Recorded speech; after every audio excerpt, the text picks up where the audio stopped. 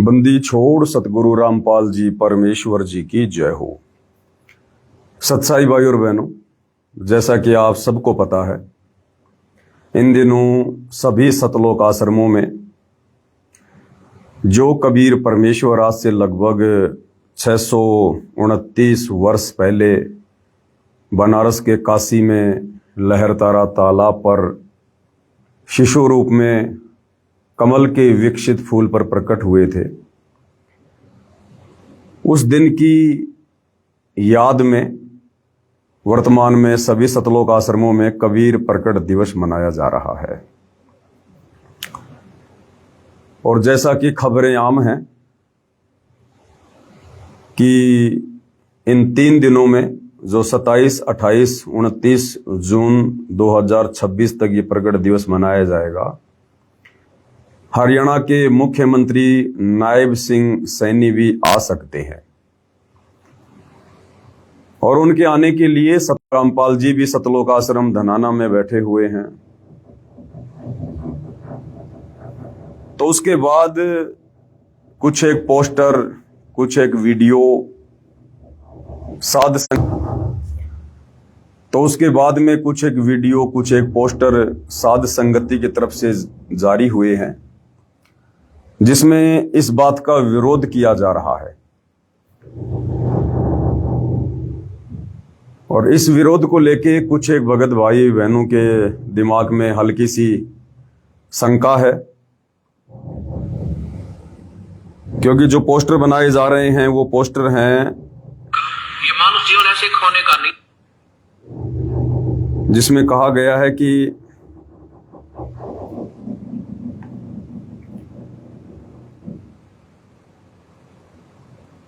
एक आधा पोस्टर मैं आपको दिखा देता हूं।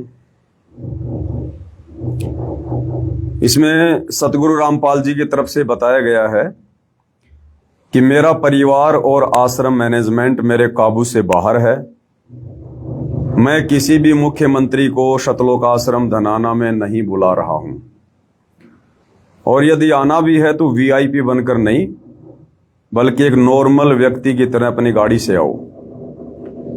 एक मुख्यमंत्री के लिए मेरे सतलोक आश्रम धनाना में हेलीपैड बनाना मेरे आदेश और विचारों के खिलाफ है। सतलोक आश्रम धनाना में मुख्यमंत्री नायब सिंह सैनी के आने के लिए हेलीपैड बनाया जा रहा है। मतलब साफ है कि अब सतलोक आश्रम धनाना भी राजनीतिक अड्डा बन चुका है। उसके बाद कुछ एक पोस्टर और बनाए हैं साध संगति से कि नेताओं की इस कदर चटाई तो आम संत भी नहीं करते, जिस कदर सतलोक आश्रम कमेटी वाले करने में लगे हैं। मुख्यमंत्री नायब सिंह सैनी के लिए सतलोक आश्रम धनाना में बनाया जा रहा है हेलीपैड, और नीचे लिखा है, इस भक्ति विरुद्ध राजनीतिक कार्य से बाबा रामपाल जी का कोई कुछ लेना देना नहीं है। ये सारा खेल उनका कलयुगी परिवार और आश्रम मैनेजमेंट खेल रहा है। तो इस प्रकार के कुछ एक वीडियो जब वायरल हुए तो कुछ एक भगत भाई बहनों को थोड़ी शंका हो गई, और उन्होंने कहा कि बंदी छोड़ सतगुरु रामपाल जी परमेश्वर जी की जय हो। सत्साई भगत जी, कुछ विचार थे जो आपके साथ साझा कर रहा हूं। मैं आपका विरोधी नहीं हूं और ना ही साध संगति का विरोध करके अपना मनुष्य जीवन बर्बाद नहीं करना चाहता। अगर मेरी कही बातें ठीक ना लगे तो व्यर्थ की शंका लिखकर कम बुद्धि वाला समझकर मुझे माफ कर देना। भगत जी, जब गुरुदेव आश्रम में स्वयं उपस्थित हैं तो आश्रम में चलने वाले हेलीपैड यानी उसके ऊपर जो काम चल रहा है, और मुख्यमंत्री के आश्रम में आने का विरोध करना क्या उचित है? कबीर साहेब भी जब हाथी पर चढ़कर गणिका के साथ बैठकर परीक्षा के समय लीला कर रहे थे तो रविदास ने भी तो विरोध नहीं किया था। तो यह हेलीपैड के ऊपर पोस्टर बना रहे हैं, उसमें लिखा है कि मेरा परिवार और मैनेजमेंट मेरे काबू से बाहर है। ये भगवान की असमर्थता को तो नहीं दर्शाता। नेताओं की इस कदर चटाई तो आम संत भी नहीं करते आदि गुरुदेव भगवान के आश्रम में रहते सहते हेलीपैड और मुख्यमंत्री के आश्रम में आने का विरोध करना क्या सही है? मेरे लिखने या समझने में कोई गलती हुई हो तो फिर से एक बार आपसे और गुरुदेव भगवान से माफी चाहता हूं। देखो, सबसे पहले तो दास ये क्लियर कर देता है, सतलोक आश्रम धनाना में चाहे हरियाणा का मुख्यमंत्री नायब सिंह सैनी आओ, चाहे देश का प्रधानमंत्री नरेंद्र मोदी आओ, मुझ पवन दास को या साथ संगति से जुड़े किन्हीं भी भगत भाई बहनों को कोई आपत्ति नहीं है, कोई ऑब्जेक्शन नहीं है, बशर्ते वो मुख्यमंत्री या प्रधानमंत्री यदि सत्संग सुनने के लिए आ रहा है, यदि नाम दीक्षा लेने के मकसद से आ रहा है, तो हमें कोई आपत्ति नहीं है किसी भी प्रकार की।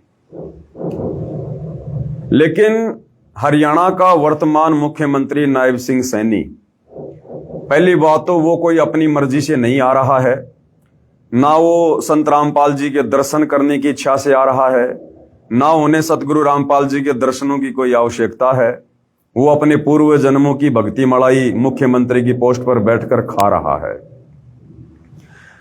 यहां सबसे बड़ी बात यह है कि मुख्यमंत्री नायब सिंह सैनी को जबरदस्ती सतलोक आश्रम धनाना में बुलाया जा रहा है, और ना जाने सतलोक आश्रम कमेटी ने क्या क्या जैक लगाए होंगे, किन बड़े बड़े लोगों से प्रार्थना भिजवाई होगी, और कितने दिनों से ये लोग प्रयास कर रहे होंगे कि एक बार हमारे सतलोक आश्रम धनाना में हरियाणा का मुख्यमंत्री आ जाए।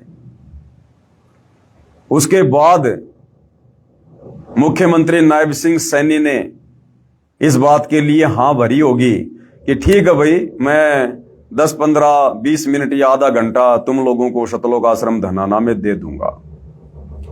उसके पीछे का कारण यह भी हो सकता है कि जब सतगुरु रामपाल जी हिसार जेल में थे, तो इसी सतलोक आश्रम कमेटी ने, सतगुरु रामपाल जी के परिवार ने, विशेषकर उनके बड़े बेटे वीरेंद्र ने एक विशेष भूमिका निभाई थी। जहां जहां नायब सिंह सैनी की रैलियां होती थी, उनके कार्यक्रम होते थे, तो कई हजारों भक्तों को हरियाणा रोडवेज की बसों में बैठाकर या आश्रम की गाड़ियों से उनकी रैलियों को सफल किया जाता था।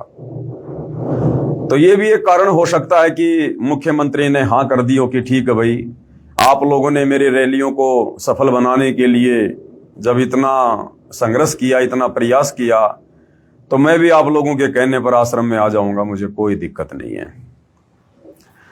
अब यदि मुख्यमंत्री नायब सिंह सैनी सतलोक आश्रम धनाना में कबीर प्रकट दिवस के उपलक्ष्य में आ रहा है, तो हमें विरोध इस बात को लेकर है कि फिर उसके लिए सतलोक आश्रम धनाना में हेलीपैड क्यों बनाया जा रहा है? इतनी चापलूसी तो नहीं होनी चाहिए ना। अगर मुख्यमंत्री ने आना है तो भैया रोड मार्ग से आओ, अपनी कार लेके आओ, और यदि हेलीकॉप्टर से आना है तो अपने बलबूते पर सतलोक आश्रम धनाना से बाहर कहीं हेलीपैड बनवाओ।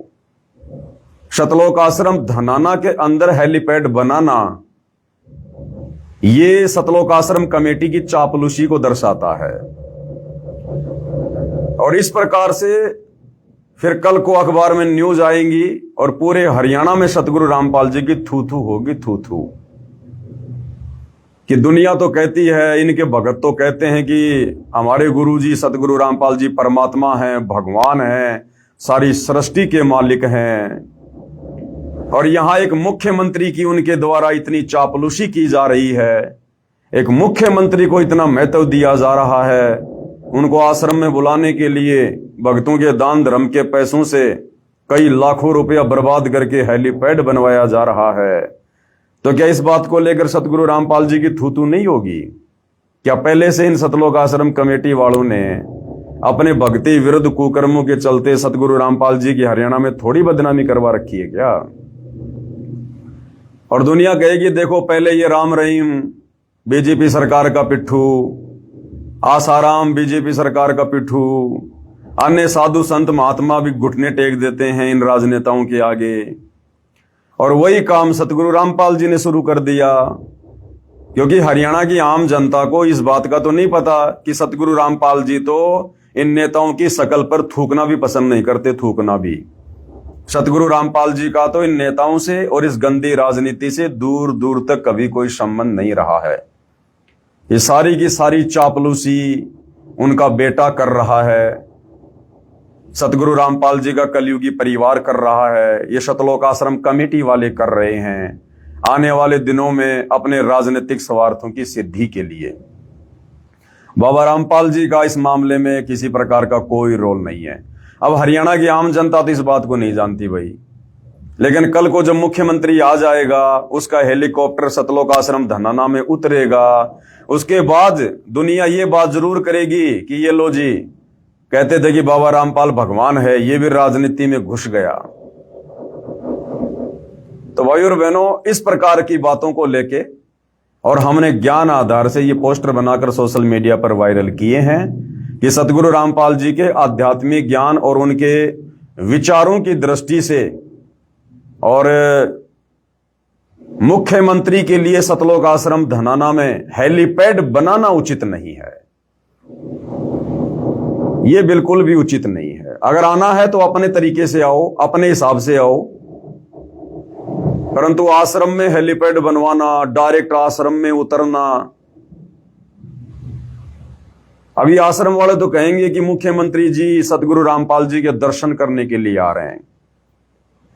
अरे भैया, इस प्रकार से सतलोक आश्रम धनाना में हेलीपैड बनवाकर और डायरेक्ट अपने हेलीकॉप्टर को सतलोक आश्रम धनाना में उतारना, इस बात से ये साफ जाहिर होता है कि सतगुरु रामपाल जी के दर्शन करने के लिए हरियाणा का मुख्यमंत्री नहीं आ रहा, बल्कि हरियाणा का मुख्यमंत्री सतगुरु रामपाल जी को दर्शन देने के लिए आ रहा है। हरियाणा का मुख्यमंत्री सतगुरु रामपाल जी को दर्शन देने के लिए आ रहा है। जिसने दर्शन करने होते हैं ना संतों के, वो इस प्रकार से अहंकार में नहीं आता, अभिमान में नहीं आता। शायद ये सतलोक आश्रम धनाना से जुड़े भगत भाई बहन सतगुरु रामपाल जी के सत्संगों को भूल चुके हैं। द्वापर युग की वो कथा याद करो, जब पांडवों की यज्ञ सफल नहीं हो रही थी, उस समय पांचों पांडव उस समय हस्तिनापुर के राजा थे, पूरे भारत के राजा थे, और मथुरा का राजा श्री कृष्ण। तो पांचों पांडव वो भी राजा और श्री कृष्ण भी राजा। और द्वापर युग में कबीर परमात्मा जो करुणा में ऋषि के नाम से आए हुए थे, और उनका एक शिष्य था शुपथ सुदर्शन। परमात्मा अपने भगत का रूप बनाकर झोपड़ी में बैठ गया, और जब पांडवों को इस बात का पता चला कि हमारी यज्ञ धरती पर और कोई सफल नहीं कर सकता जब तक वो शुपथ सुदर्शन आकर भोजन नहीं करेगा। अब सुपथ के भोजन खाने से तो यज्ञ सफल नहीं होनी थी, क्योंकि वो तो भगत था परमात्मा का। तो परमात्मा खुद उस भगत के रूप में आकर झोपड़ी में बैठ गया और श्री कृष्ण जी को दिव्य दृष्टि दे दी। अब श्री कृष्ण जी खुद गए पांचों पांडवों को साथ में लेकर रथ जोड़कर संत के पास में, और गुरुदेव भगवान ने बताया कि 12 किलोमीटर पहले, यानी 1 योजन पहले वो रथ रोक दिया गया। और जहां वो कबीर भगवान, वो पूर्ण संत शुपथ रूप में झोपड़ी में बैठा था, उससे 12 किलोमीटर पहले अपना रथ रोक दिया गया पांडवों के द्वारा, श्री कृष्ण जी के द्वारा।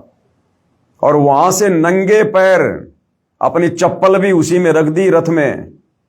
और वो मथुरा का राजा श्री कृष्ण, 3 लोक का भगवान है। ये तुम्हारा नायब सिंह सैनी ये कोई 3 लोक का भगवान तो नहीं होगा, पूरे देश का राजा तो नहीं होगा। वो पूरे देश का राजा युधिष्ठिर और उसके 4 अन्य भाई, और मथुरा का राजा वो त्रिलोकी नाथ भगवान विष्णु का अवतार श्री कृष्ण, संत के दर्शन के लिए और 12 किलोमीटर से पैदल गए, पैदल, और संत को प्रसन्न किया। उसके बाद उनको सहसम्मान अपना यज्ञ सफल करवाने के लिए लेकर आए। तो कथा भूल गए क्या सतलोक आश्रम वालों? तुम्हारे नायब सिंह सैनी जी जो डायरेक्ट सतलोक आश्रम धनाना में उतरेंगे, अरे उनका तो संत मिलन की तरफ 1 कदम भी बढ़ा हुआ नहीं माना जाएगा, 1 कदम भी।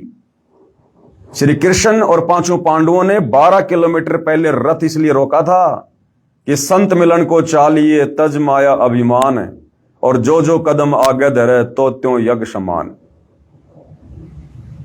कि हम यदि 1 कदम भी उस परमात्मा की तरफ रखेंगे वो एक यज्ञ के समान होगा। और तुम्हारा मुख्यमंत्री नायब सिंह सैनी वो तो डायरेक्ट उस झोपड़ी में अपना हेलीकॉप्टर उतार रहा है, डायरेक्ट सतलोक आश्रम धनाना में अपना हेलीकॉप्टर उतार रहा है। उसका तो एक कदम भी नहीं माना जाएगा, फिर क्यों बुला रहे हो?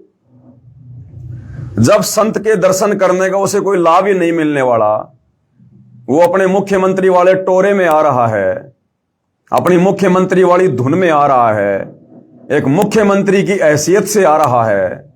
अगर वो संत के दर्शन करने के लिए आता तो हेलीकॉप्टर से आने की जरूरत नहीं है, सतलोक आश्रम धनाना में हेलीपैड बनवाने की जरूरत नहीं है। बाकी भी तो हरियाणा में अपनी गाड़ी से घूमता है, कौन सा 24 घंटे हर कार्यक्रम में हेलीकॉप्टर से जाता है? और स्पेशली जब संतों के दर्शन करने के लिए जाना हो, संतों से मिलने के लिए जाना हो, उस समय तो हेलीकॉप्टर का कोई काम ही नहीं है। तो इसलिए भाई हम थोड़ा विरोध कर रहे हैं कि भक्ति मार्ग के हिसाब से ये चीजें जो हैं ये उचित नहीं है। अगर आना है तो दास भाव से आओ, दास भाव से। कथा भूल गए भगत? 650 साल पहले नागौर का पीपा राजा और अपने दल बल के साथ में, हाथी घोड़ों के साथ में, उस समय उनके पास हाथी आज का हेलीकॉप्टर बराबर है। आज एक मंत्री के पास में हेलीकॉप्टर, उसकी बहुत बढ़िया सवारी है। उस समय राजा के पास में 600 साल पहले हाथी होना हेलीकॉप्टर के बराबर है। तो नागौर का राजा पीपा और पंडित रामानंद जी के आश्रम में गया अपने दल बल के साथ में, हाथी घोड़ों के साथ में, और वहां जाकर कहा कि भाई स्वामी जी से कह दो कि राजा पीपा उनके दर्शन करना चाहता, उनसे मिलने आया है। तो स्वामी जी ने क्या कहा था? पंडित रामानंद जी ने कहा कि कह दो हम किसी राजा वाजा से नहीं मिलते, अगर कोई दास है तो मिल सकता है। तो गुरुदेव ने बताया कि राजा पीपा ने कहा लो भाई ये माया तो यहां भी बाधक बन गई। उसी समय वो हाथी घोड़े सैनिक सब वापस भेज दिए कि जाओ भाई। और फिर कहा कि अब पंडित रामानंद जी से कह दो कि उनका दास उनके दर्शन करना चाहता है। तब जाकर उनको दर्शनों की अनुमति मिली थी, तब जाकर उस दर्शन का लाभ मिलता है। संत के सामने मुख्यमंत्री गिरी नहीं चलती, प्रधानमंत्री गिरी नहीं चलती है। इसलिए हम लोग विरोध कर रहे हैं कि इस प्रकार हेलीकॉप्टर में डायरेक्ट सतलोक आश्रम धनाना में आने से उस हरियाणा के मुख्यमंत्री नायब सिंह सैनी के भी वो कर्म बिगड़ेंगे, क्योंकि उसे तो पता नहीं ना कि ये क्या परम शक्ति बैठी है, ये क्या परम शक्ति बैठी है। ये ब्रह्मा विष्णु महेश भी उस परमपिता परमात्मा सतगुरु रामपाल जी के पैर के नाखून के बराबर नहीं है। और एक हरियाणा का मुख्यमंत्री, क्या हैसियत होती है मुख्यमंत्री की, और वो हेलीकॉप्टर से डायरेक्ट धनाना आश्रम में आके उतर रहा है। जो भक्तिहीन प्राणी है, जिसके पास में भक्ति का नामो निशान नहीं है, अपने पिछले जन्म की मलाई खा रहा है, वर्तमान में भक्ति और भगवान के निकट नहीं है, और राजनीति करके टोटल अपने कर्म फोड़ रहा है। अरे राजनेता तो सुबह से लेकर शाम तक ना जाने लाखों पाप करके अपने घर पे आता है, और ऐसे व्यक्ति की सेवा में और शतनाम प्राप्त, सार नाम प्राप्त, सार शब्द प्राप्त उन आत्माओं को बेगार में लगाया जा रहा है। शतनाम का जाप करने वाले भगत भाई बहनों को 2 कोटी के राजनेताओं की चमचागिरी में लगाया जा रहा है, उनके हेलीपैड की सेवा में लगवाया जा रहा है। आश्रम के अंदर भगत भाई अपने भगवान की और अपने भगत भाई बहनों की सेवा के लिए जाते हैं, या दुनिया की किसी मुख्यमंत्री प्रधानमंत्री की बेगार करने के लिए जाते हैं? क्या तुम्हारी आंखें फूट गई है सतलोक आश्रम कमेटी वालों? क्या तुम इतने अंधे हो चुके हो तुम? इसलिए भाई हम थोड़ा विरोध कर रहे हैं ताकि भक्तों के कर्म फूटने से बचें, इसलिए विरोध कर रहे हैं। तो भगत जी कह रहे हैं कि इस प्रकार से पोस्टर बनाने से कि भाई जिसमें कहा जा रहा है सतगुरु रामपाल जी की ओर से कि मेरा परिवार और सतलोक आश्रम कमेटी मेरे काबू से बाहर है और मैं किसी मुख्यमंत्री को नहीं बुला रहा। भाई आना है तो आम व्यक्ति की तरह आओ, जैसे बाकी दुनिया आ रही है दर्शन करने के लिए। तो भगत जी कह रहे हैं कि इसमें तो गुरु जी असमर्थ जाहिर हो रहे हैं कि मेरा परिवार और आश्रम मैनेजमेंट मेरे काबू से बाहर है। तो देखो भगत जी, आप और हमें पता है सतगुरु रामपाल जी क्या परम शक्ति है, और हमारे हृदय में उनके प्रति कितना सम्मान है, कितना मान है, ये आप और हमें पता है। बाकी भगवान की यहां कोई इज्जत नहीं होती है, ये काल का लोक है। यहाँ भगवानों की इज्जत उनके जाने के बाद में होती है, मरने के बाद होती है। जैसे श्री राम की देख लो, श्री कृष्ण की देख लो, अन्य किसी भी महापुरुष के देख लो, जीते जी दुनिया उनको ठंडा पानी नहीं पीने देती है, जाने के बाद उनकी महिमा होती है। तो भगवानों को यहाँ ना कोई इज्जत से कोई लेना होता है, ना बेइज्जती का उनको कोई डर होता है। और जितनी बेइज्जती बरवाला कांड के माध्यम से वर्तमान समय तक सतलोक आश्रम कमेटी ने सतगुरु रामपाल जी की करवा डाली है, उसके आगे अगर आप इसको बेइज्जती समझते हैं तो ये बेइज्जती तो कुछ भी नहीं है। अब देखो बहुत सारी बातें हैं। अब परमात्मा जी का काल के साथ में एग्रीमेंट है कि परमात्मा जी आप नीचे जाना, अपना ज्ञान समझाना, आप जबरदस्ती किसी के साथ मत करना। जो आपके ज्ञान को माने ठीक है वो आपका, जो आपके ज्ञान को ना माने वो मेरा, उसको छोड़ देना मेरे लिए, मेरे भोजन के लिए। तो भाई परमात्मा जी का यानी सतगुरु रामपाल जी का काल बलि के साथ में एग्रीमेंट है, और उस एग्रीमेंट के तहत परमात्मा असमर्थ होने की भूमिका भी निभाता है। अन्यथा आदरणीय गरीबदास जी ने यह वाणी बोलने की जरूरत नहीं थी कि अनंत कोटि ब्रह्मांड रचे। वो वाणी है ना परमेश्वर की कि अनंत कोटि बाजी जहां मैंने रचे सकल ब्रह्मांड, और गरीब दास मैं क्या करूं यो काल करे जीव खंड। तो इस वाणी के आधार से तो कबीर परमात्मा अपनी असमर्थता जता रहे हैं, अपनी असमर्थता कि भाई मेरा काल के साथ एग्रीमेंट है, और ये काल जब मेरी आत्माओं की मर्यादा तोड़वा देता है तो मैं भी असमर्थ हो जाता हूं, असमर्थ। अन्यथा मैंने सारी सृष्टि रची है, सबको उत्पन्न करने वाला मैं ही हूं। तो भगत जी इस बात को लेकर चिंतित मत हो कि परमात्मा जी यहां पर असमर्थ जाहिर हो रहे हैं। इस काल के लोक में परमात्मा असमर्थ ही रह के अपना काम करते हैं, उनको यहां पर समर्थता नहीं दिखानी होती है। अगर वो भगवान अपनी समर्थता दिखाने पे आ गए ना तो 1 सेकंड लगती है। इन प्रधानमंत्रियों को, मुख्यमंत्रियों को 2 मिनट में परमात्मा सीधा कर दे, 2 मिनट में नंगे पैर दौड़ के आए दर्शन करने के लिए। लेकिन परमात्मा यहां पर विशेषकर कलयुग की पिछली पीढ़ी में ज्ञान आधार से अपनी आत्माओं से अपनी पहचान करवाना चाहते हैं, जिस कारण से परमात्मा कोई समर्थता किसी भी प्रकार की नहीं दिखाता है। और रही बात भगत जी असमर्थता की, तो बरवाला कांड के समय क्या हुआ था बताओ? यही भगवान थे ना, सतगुरु रामपाल जी तो थे समर्थ परमात्मा। उस समय जैसा इनको सतलोक आश्रम कमेटी वालों ने कहा इन्होंने वैसा ही किया। समर्थ परमात्मा होते हुए, निरोगी परमात्मा होते हुए, हाड़ मांस की देह से दूर होते हुए, सतलोक आश्रम कमेटी के कहने से, अपने परिवार के कहने से, यही समर्थ परमात्मा सतगुरु रामपाल जी भगवान बीमार बन गए। बीमार, और इतने बीमार बन गए, बाहर स्टेटमेंट दिया जा रहा था कि बाबा रामपाल जी से तो उठा भी नहीं जा रहा, उनको हार्ट की प्रॉब्लम है, हार्ट की प्रॉब्लम। डॉक्टरों ने कंप्लीट बेड रेस्ट का उनको कहा हुआ है। तो वहां परमात्मा क्यों असमर्थ हो गए थे भाई? क्यों असमर्थ हो गए? और ये जो काल और परमात्मा के बीच में जो सूक्ष्म लड़ाई चल रही है ना, इसमें ना तो काल खुल के सामने आ रहा और ना सतगुरु रामपाल जी कुछ खुल के कह रहे। काल कहां सामने आ रहा है?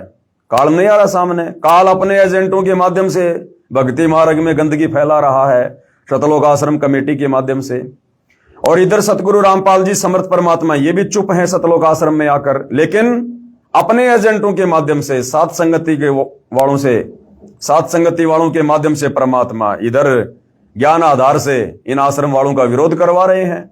तो दोनों शक्तियां अपना काम बराबर कर रही हैं। ना काल खुल के सामने आ रहा और ना सतगुरु रामपाल जी खुल के कुछ बोल रहे हैं। और ये जो साध संगति वाले भाइयों की जो आवाज है ना, ये सतगुरु रामपाल जी की आवाज है। जो बात ये समर्थ कबीर परमात्मा काल के साथ की एग्रीमेंट के आधार से अपने आप को असमर्थ जाहिर करके सतलोक आश्रम धनाना में बैठकर, और वहां जो भक्ति विरुद्ध कार्य हो रहे हैं उनको देखकर भी कुछ नहीं कह पा रहा है, वो सारा सब कुछ परमात्मा इधर साथ संगति वालों के माध्यम से कहलवा रहे हैं, साथ संगति वालों के माध्यम से। तो भाई ऐसी बात नहीं है, हमने बोलना पड़ेगा। भगत जी कह रहे हैं कि अब तो खुद सतगुरु रामपाल जी सतलोक आश्रम धनाना में आकर बैठे हैं, अब हमारा बोलना उचित नहीं है कि हेलीपैड क्यों बनाया जा रहा है, आश्रम वाले ये क्यों कर रहे हैं। भाई बोलना उचित है भगत जी, बोलना उचित है। अब इस आधार से तो जैसे द्वापर युग में जब भरी सभा में द्रौपदी का चीर हरण किया जा रहा था, द्रौपदी को नंगा करने का प्रयास किया जा रहा था, उसकी साड़ी खींची जा रही थी। अब उस समय वहां पर उसके पांचों पति पांडव भी बैठे हुए थे और देश का राजा धृतराष्ट्र भी बैठा हुआ था और भी बड़े बड़े योद्धा बैठे हुए थे, भीष्म पितामह जैसे, द्रोणाचार्य जैसे। और उस समय वो विदुर भी ये सोच लेता कि मैंने बोलने की क्या आवश्यकता है, जब यहां पर द्रौपदी के पांचों पति बैठे हुए हैं, एक से एक बलवान, देश का राजा धृतराष्ट्र बैठा हुआ है, भीष्म पितामह बैठा हुआ है सभा में, तो मैं विदुर तो बहुत छोटी सी चीज हूं, मैं तो एक मंत्री हूं, फिर मैंने विरोध करने की क्या जरूरत है? जब द्रौपदी के पांचों पति विरोध नहीं कर रहे, देश का राजा विरोध नहीं कर रहा, तो मैं विरोध क्यों करूं भाई? तो ये सोचकर विदुर भी चुपचाप हो जाता भाई। अगर चुपचाप हो जाता उस समय उसका बक्कल उतरता, बक्कल। तो इसी प्रकार भगत जी, अगर सतगुरु रामपाल जी भगवान अगर सतलोक आश्रम धनाना में बैठे हैं और यदि फिर उस आश्रम में कुछ उनके ज्ञान विरुद्ध कार्य होंगे और यदि सतगुरु रामपाल जी नहीं बोल रहे हैं, तो फिर आपने सृष्टि रचना से समझना होगा कि जिस प्रकार द्रौपदी को नंगा किया जा रहा था, लेकिन उसके पांचों पति पांडव चुप थे, कुछ नहीं बोल रहे थे, जबकि वो तो दुर्योधन की खाल उतार देते, लेकिन वो समर्थ होते हुए भी कुछ नहीं बोल रहे थे। क्यों? क्योंकि वो अपने वचन में बंधे हुए थे। इसी प्रकार ये सतगुरु रामपाल जी भगवान, ये कबीर परमेश्वर काल के साथ अपने वचन में बंधा हुआ है। कौन बंधा हुआ है? परमात्मा। हम भगत नहीं बंधे हुए।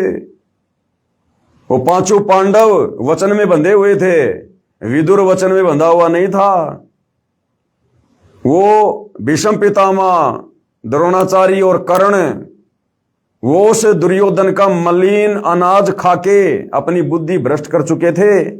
हम सात संगति वाले इन आश्रमों में जाकर और ये मलिन अन्न खाकर, ये मलिन ये भोजन खाकर उसको भंडारा नहीं कह सकते, क्योंकि वहां परमात्मा को भोग नहीं लगता है।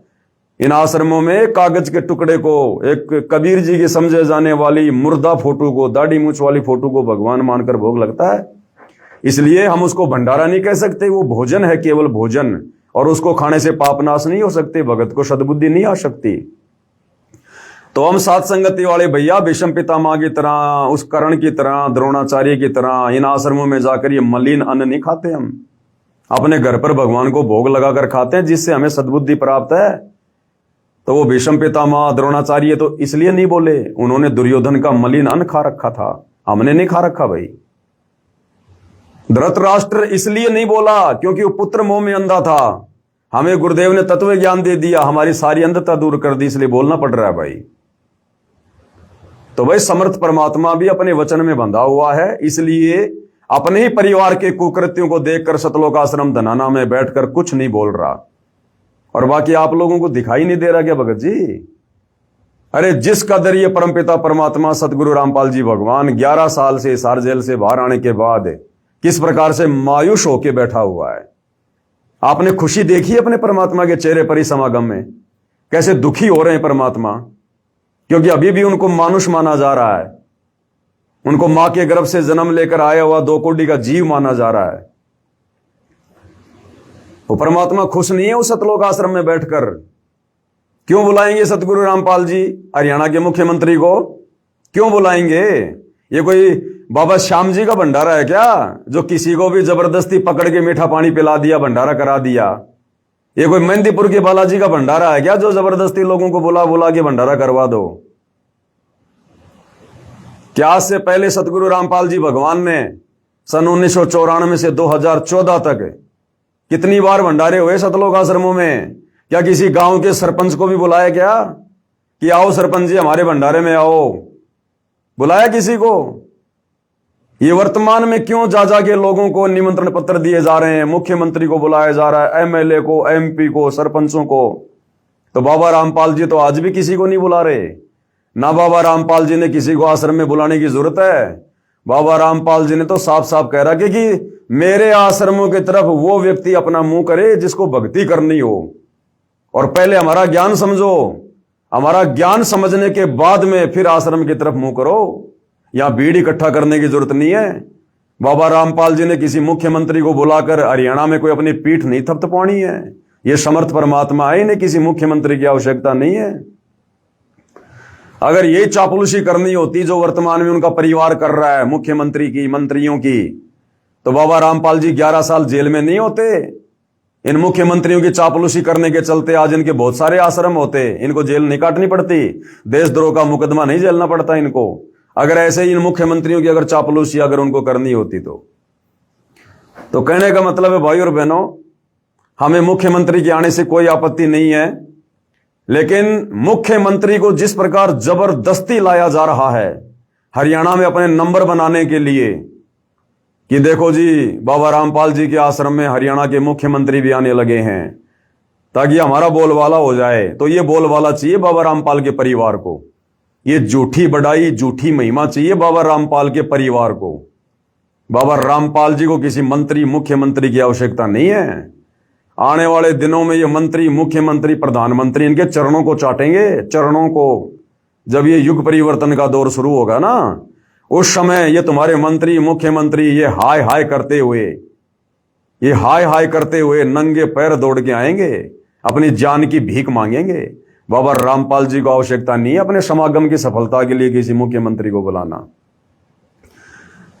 और क्या होगा जब मुख्यमंत्री आएगा? भक्तों के कर्म फूटेंगे, कर्म। सारी सृष्टि का मालिक, सर्व ब्रह्मांडों का रचयिता और सतगुरु रामपाल जी भगवान तो सतलोक आश्रम में बैठे हैं। जाके अर्ध रोम पर सकल पसारा, ऐसा पूर्ण ब्रह्म हमारा। वो सारी सृष्टि का मालिक सतलोक आश्रम धनाना में बैठा है। और जिस समय तुम्हारा मुख्यमंत्री सतलोक आश्रम धनाना में आएगा, उसका हेलीकॉप्टर आएगा, तो इस मूर्ख संगत का ध्यान कहां होगा? इस मूर्ख नादान संगत का ध्यान कहां होगा? अपने भगवान से हटकर, अपने गुरु से हटकर और 2 कौड़ी के नेताओं में होगा। उस मुख्यमंत्री की तरफ होगा, उसके हेलीकॉप्टर की तरफ होगा। एडी उठा के देखेंगे ये नादान मूर्ख भगत, अरे कौन है मुख्यमंत्री, कहां है मुख्यमंत्री? ऐसे काल गुरु पद और मर्यादाओं से नीचे गिराता है, गुरु पद और मर्यादाओं से। तो इसलिए हम तो इन सतलोक आश्रम वालों की मर्यादा तुड़वाने से इनको बचा रहे हैं कि नालायकों, ये मंत्रियों की चापलूसी मत करो, ये चापलूसी मत करो इन मंत्रियों की। ये सारी सृष्टि का मालिक है। अगर इसने ऐसे चापलूसी करनी होती तो आज संसार में सबसे बड़ा आज इसका सब कुछ होता। इनका मार्ग ज्ञान मार्ग है। ये ज्ञान से आत्माओं को अपने पक्ष में करना चाहते हैं, अपनी शरण में लेना चाहते हैं। तो सतलोक आश्रम वालों, तुमने पहले क्या थोड़ी बेइज्जती करवा रखी है गुरु जी की? चंडीगढ़ हाईकोर्ट से तुमने गुरु जी से सार्वजनिक माफी मंगवा रखी है कि जी मैं आगे से किसी भी प्रकार की कोर्ट की मानहानि नहीं करूंगा। बरवाला कांड के समय सारे कुकर्म किए तुम लोगों ने, पुलिस वालों के साथ में लड़ाई झगड़ा किया तुम आश्रम वालों ने, और मर्डर का मुकदमा लग गया सतगुरु रामपाल जी पर, देशद्रोह का मुकदमा लग गया सतगुरु रामपाल जी पर। पूरी दुनिया में तुमने थू करवा दी। ये कम बेइज्जती है क्या जो तुम और अब बेइज्जती करवाना चाहते हो अपने बाप की? करवा लो जितनी करवानी उतनी, तभी तो ये पंथ नष्ट होगा। ये इतनी ज्यादा गंदगी इस 12वें पंथ सतलोक आश्रम में क्यों फैल रही है? आए दिन क्यों फैल रही है? क्योंकि 12वें पंथ को परमात्मा ने नष्ट करना है। और नष्ट कब होगा? जब ढंग से इनके कर्म फूट जाएंगे। तो बिल्कुल सही हो रहा है, कोई दिक्कत नहीं है। हमने तो देखो ज्ञान आधार से बोलना ही पड़ेगा बीच बीच में। बाकी जो हो रहा है बहुत अच्छा हो रहा है, बहुत अच्छा हो रहा है। पाप का घड़ा भरेगा तभी तो फूटेगा। वो तीसरा झटका जो परमात्मा ने कह दिया कि सहन नहीं कर पाओगे, तो ये भक्ति विरुद्ध कर्म जो कर रहे हो ना तुम सतलोक आश्रमों में बैठकर, जो संगत के तुम कर्म फुड़वा रहे हो, तो तीसरा झटका तुम लोग झेल नहीं पाओगे। ये ध्यान रखना। तो भाइयों और बहनों, सतगुरु रामपाल जी का अपनी तरफ से कोई आदेश किसी भी प्रकार का किसी मुख्यमंत्री को इस प्रकार से आश्रम में बुलाने का नहीं है। बाकी चाहे मुख्यमंत्री आओ, चाहे प्रधानमंत्री आओ, चाहे उनके दर्शन करने के लिए आओ, चाहे सत्संग सुनने के लिए आओ। और तुम्हें लगता है कि तुम किसको मूर्ख बना रहे हो भाई? एक राज्य का एक तत्कालीन मुख्यमंत्री क्या वो सतगुरु रामपाल जी के सत्संग सुनने के लिए आएगा क्या? वो सत्संग सुनने के लिए आएगा क्या सतलोक आश्रम धनाना में? और कहां कर रहे हैं सत्संग सतगुरु रामपाल जी? सतगुरु रामपाल जी ने तो सत्संग करने बंद ही कर दिए। अरे तुम भक्तों को नहीं सुना रहे सत्संग, मुख्यमंत्री को कहां से वो प्रवचन सुनाएंगे? 10 अप्रैल 2026 को जेल से बाहर आए थे, 2.5 महीने होने वाले हैं, ज्यादा हो गए। क्या आज तक सतगुरु रामपाल जी ने सत्संग किया क्या? एक भी सत्संग नहीं किया, एक भी सत्संग। केवल संदेशे दिए 2 या 3 बार, 10-10 मिनट के, 5-5 मिनट के। तो मुख्यमंत्री आ क्यों रहा है जब सतगुरु रामपाल जी ने सत्संग करना ही बंद कर दिया? और देख लो, कल 27 तारीख को समागम था, कोई सत्संग नहीं किया गुरुदेव ने। आज 28 तारीख को भी समागम है, कोई सत्संग नहीं किया गुरुदेव ने। कल 29 तारीख का भी समागम है, कोई सत्संग नहीं करेंगे गुरुदेव, क्योंकि सत्संगों का तुम्हारे ऊपर कोई असर हुआ ही नहीं। जो सत्संग उन्होंने 1994 से जो कर करके छोड़ दिए, उन सत्संगों को सुनकर ही तुम्हारे ऊपर कोई असर नहीं हुआ, लाखों की भीड़ के ऊपर। तो आगे सत्संग करके क्या करेंगे सतगुरु रामपाल जी? और जब भाई गुरुजी सत्संग आश्रम में कर ही नहीं रहे, तो फिर मुख्यमंत्री क्यों आ रहा भैया? क्यों आ रहा फिर मुख्यमंत्री? ना वो सत्संग सुनने आ रहा, ना वो नाम दीक्षा लेने आ रहा, ना उसने भक्ति करनी, ना वो भगत बन सकता।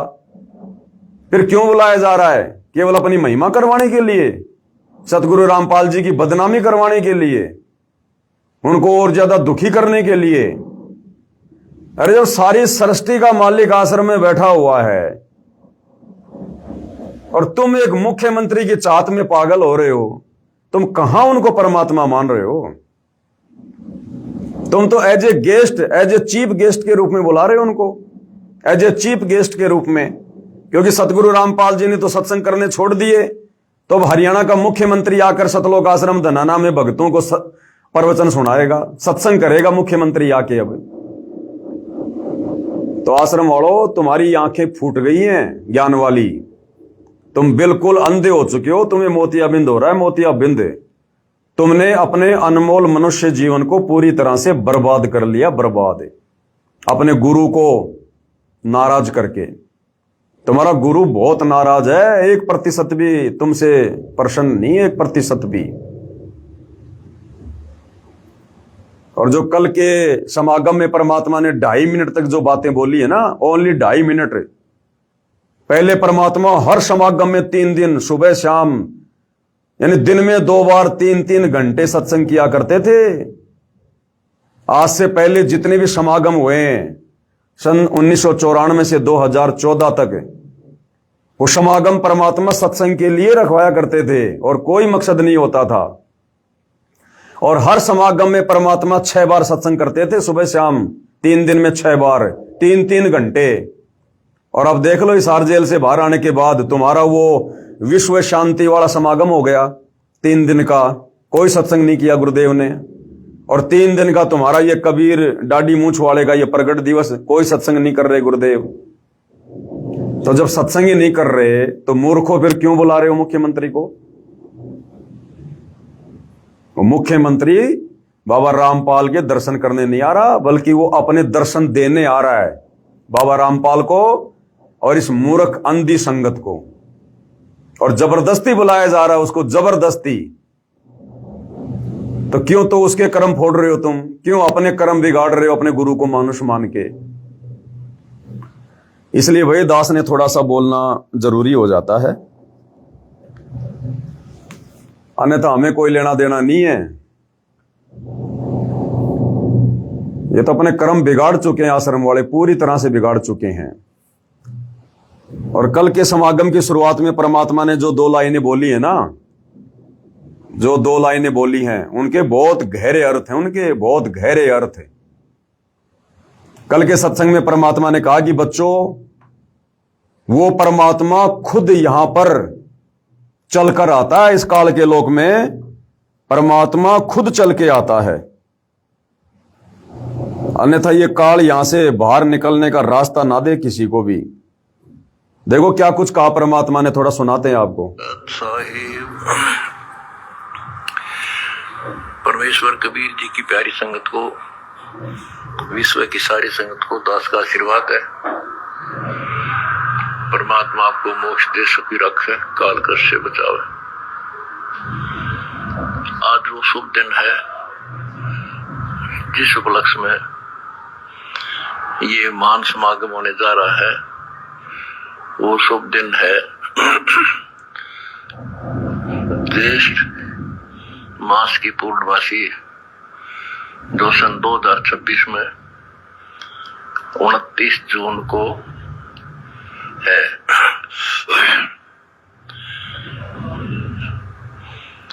सतगुरु आए दया करी, ऐसे दीन दयाल, बंदी छोड़ बरदास का, जट लगनी प्रतिपाल। बच्चों, परमात्मा ने स्वयं आना पड़ा इस काल के जाल को समाप्त करने के लिए। इतना अज्ञान अंधेरा फैला रखा था कि कहीं पर भी। क्या कह रहे हैं गुरुदेव भगवान की बच्चों, परमात्मा ने खुद आना पड़ा इस काल के लोक में सत्संग करने के लिए। इतना अज्ञान अंधेरा इसने फैला रखा है। 650 साल पहले की बात कह रहे हैं कि 650 साल पहले उस कबीर परमात्मा ने खुद आना पड़ा यहां पर काल के लोक में।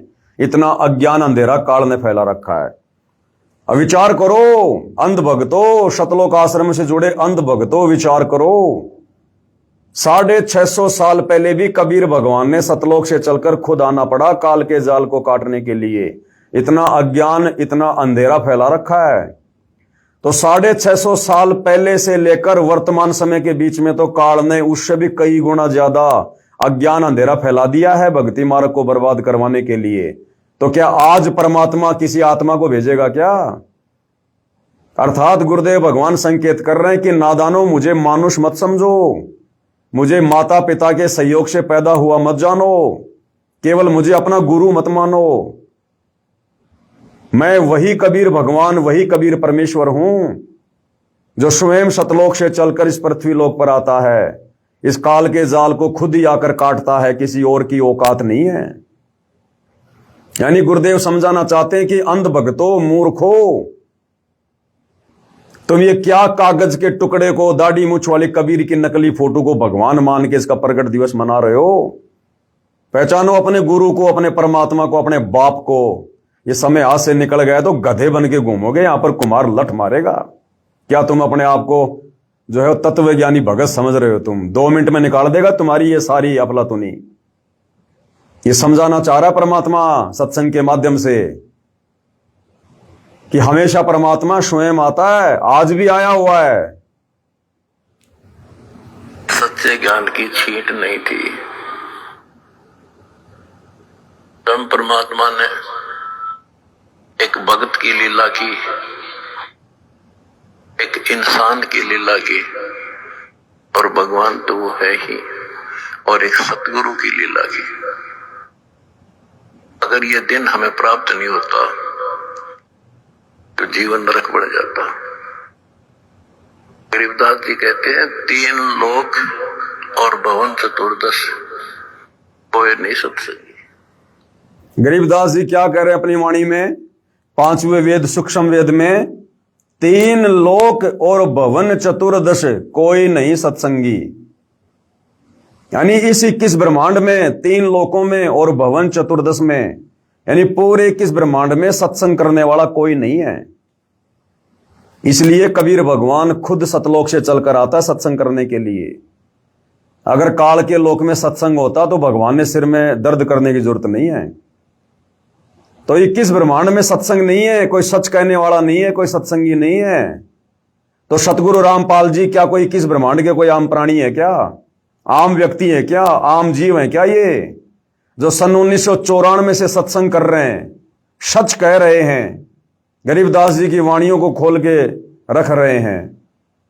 तो गुरुदेव कहना चाहते हैं कि नालायकों, 21 ब्रह्मांड में कोई सत्संगी नहीं है और तुम्हारा गुरु 1994 से सत्संग कर रहा है। तो कौन है तुम्हारा गुरु? मां के गर्भ से जन्म लेकर आया हुआ गांव धनाने का रामपाल जाट नहीं है। ये सारी सृष्टि का जाट है जाट का मतलब क्या होता है? जाट सोई जो पांचों झटकै और खाकी मन को नीचे पटकै।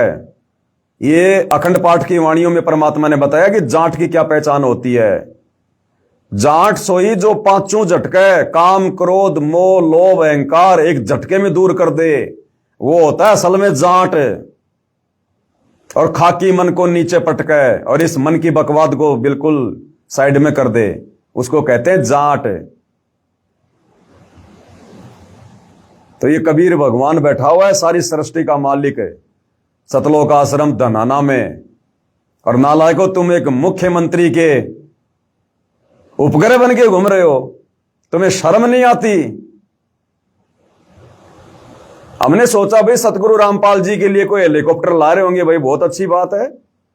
हो सकता है परमात्मा आश्रमों में जाएंगे, अलग अलग आश्रमों में अपने बच्चों को दर्शन देने के लिए, तो हो सकता है भाई लंबा रास्ता है, भाई भगत ये सोच रहे हो भाई हमारे गुरुजी लंबा रास्ता तय करेंगे, ठीक नहीं लगेगा। इसलिए हमने तो ये सोचा कि भाई हो सकता भाई कोई 20-25 करोड़ का आता है, इन्होंने गांव में भी तो दे दिए अनाप शनाप पैसे, फालतू में अन्नपूर्णा मुहिम के तहत इन्होंने बर्बाद कर दिए मोटर पाइप में। हो सकता है 20-25 करोड़ का हेलीकॉप्टर अपने गुरुजी के लिए ला रहे होंगे, इसलिए हम कुछ नहीं बोले। हेलीपैड बन रहा था, बनने तो बहुत अच्छी बात है। अरे बाद में पता चला ये तो मुख्यमंत्री की चापलूसी के लिए बनाया जा रहा है। को भक्तों का दान धर्म का पैसा एक मुख्यमंत्री के सतलोक आश्रम धनाना में आने के लिए बनाया जा रहा है।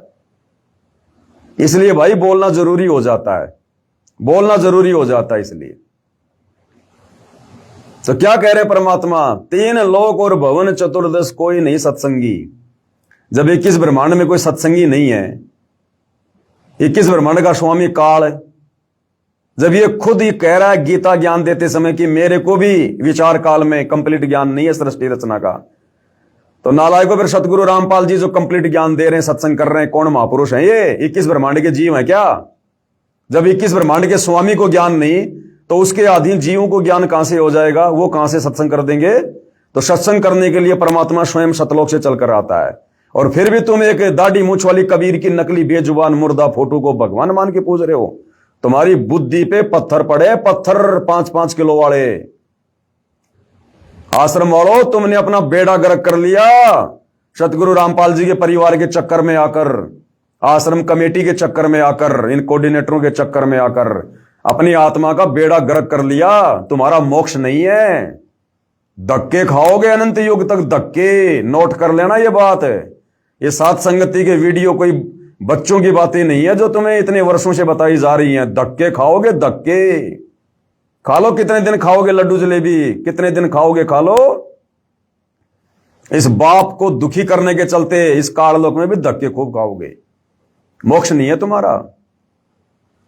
इसलिए सतगुरु रामपाल जी चुप हैं, कुछ नहीं बोल रहे कि क्या बोलो इन मूर्खों को, क्या समझाऊं इन जाहिलों को जो मेरे इतने सत्संग करने के बावजूद नहीं समझे, आज तक मुझे नहीं पहचान पाए, मुझे मानुष मान रहे हैं, आज तक ये पतिव्रता पद की भक्ति पर नहीं आए।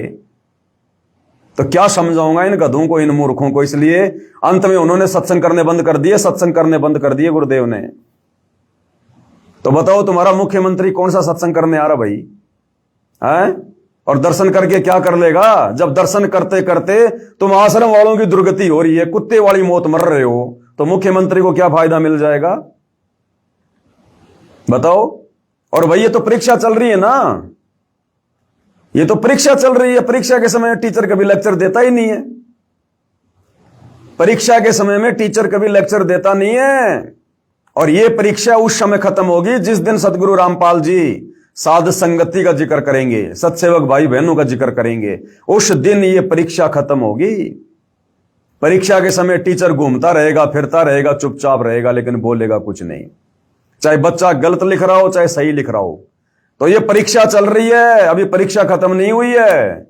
तो चाहे तुम मुख्यमंत्री को बुलाओ, चाहे तुम गधे पे बैठ के घूमो, चाहे जो मर्जी करो, सतगुरु रामपाल जी परीक्षा के समय में कुछ नहीं कहेंगे किसी को।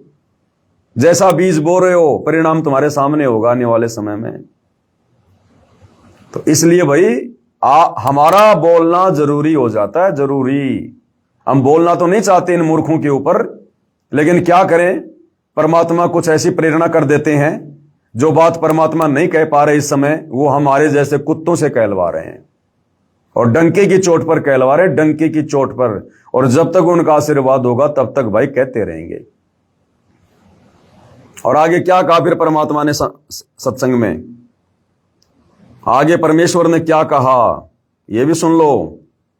आश्रम वालों, तुम्हारी तो बुद्धि और सोच से बाहर हैं परमात्मा के प्रवचन, परमात्मा के संकेत।